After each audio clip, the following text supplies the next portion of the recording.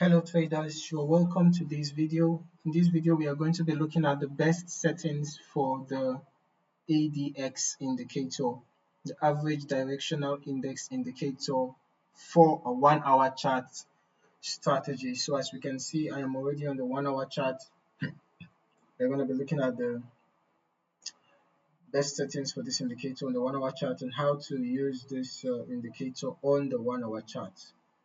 Okay, so first of all, we have to load the indicator to our chart. I already loaded it, but let me just move it and load it again. Go to insert indicators, go to trend, and then you click on the indicator, and here we have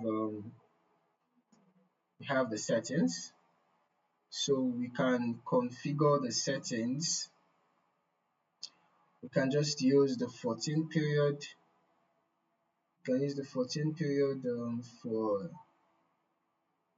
our 1 hour chart, and then you can select the color that you want for the indicator, and then coming here you can see that we have the indicator has, this is the style, actually the style, let's look at it.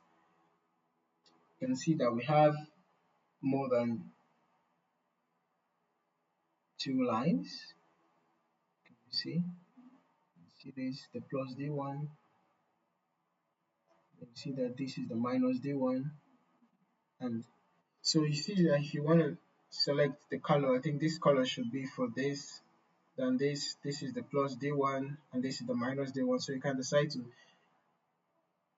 change the color and even the type of lines that you want, okay, or you can just leave it at the default anyways. All right, and then you load the indicator to your chart. Now, how do you interpret the ADX line? Analyzing market conditions. Now, the ADX line indicates the strength of a trend, okay. Now let us just add on some levels. This strategy that we are using is a strategy for, you can use the strategy even as a day trader, or a scalper, perhaps a scalper that scalps on the 1 hour time frame. Okay, so we're just going to be adding 20 level, we're going to be adding 25 level, okay, for this strategy. Okay, all right, now when you have the ADX line below the 20 level, it indicates a weak trend. Okay, indicates a weak trend or a ranging market. Let us look for some practical examples. Now we can see that we had the price range in this zone for a bit, for a while actually. You can see, let me map it out. We can see that within this level we had price ranging, as we can see price was ranging within this level, and then let us look down to the ADX. Can we see that it was below 20? So when the ADX is below 20, it can actually indicate a ranging market or a weak trend. Okay, then when it is between 20 and 25, it can signal the potential beginning of a trend. Okay, like we can see that when it began to enter 25 level, or between 20 and 25, we can see that we had a breakout. We had a breakout from this range. Okay, then when it is above 25, it signals a strong trend.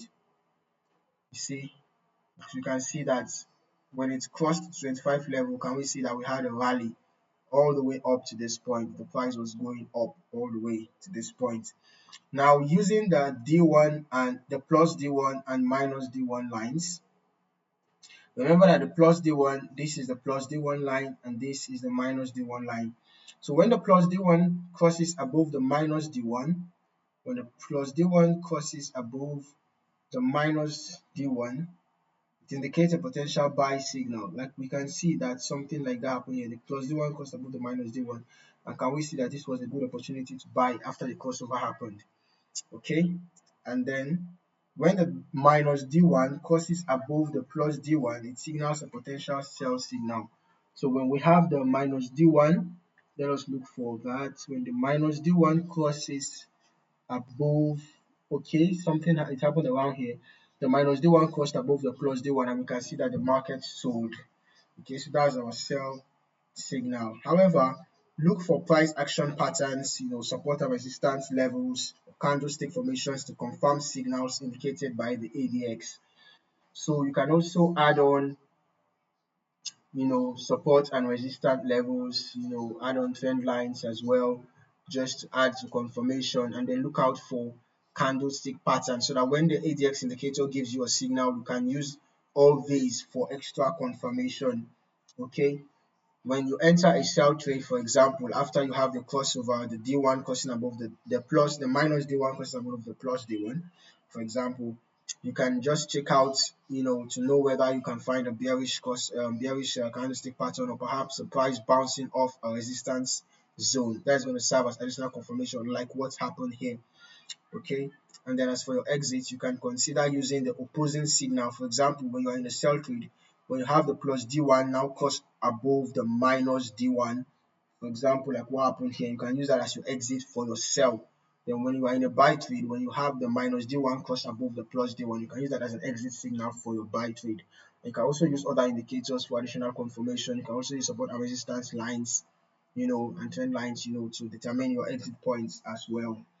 Now, some common pitfalls to avoid include, avoiding false signals, watching out for market conditions, risk management and backtesting your strategy. They're very, very important.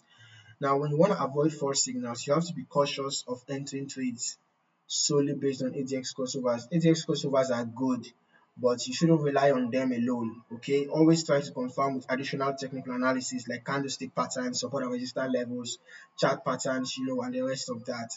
It's very important. And then you might want to watch out for market conditions.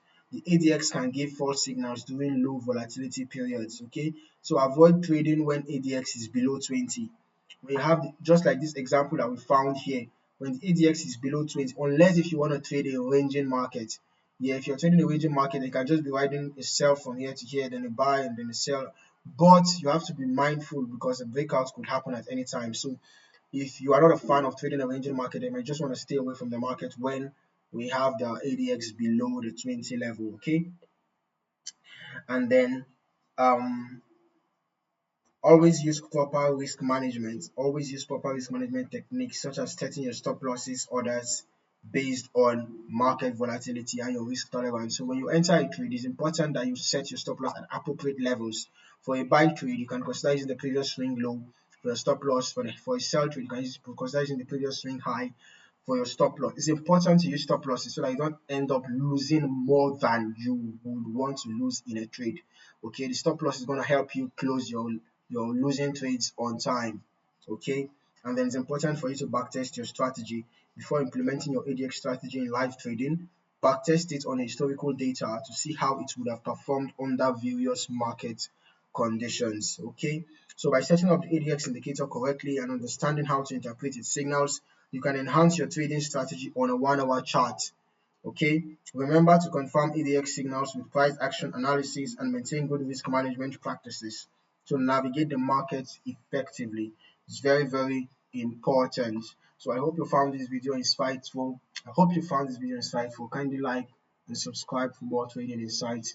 And don't forget to hit the notification bell so that you don't miss out on more trading videos. Thanks for watching. Happy trading.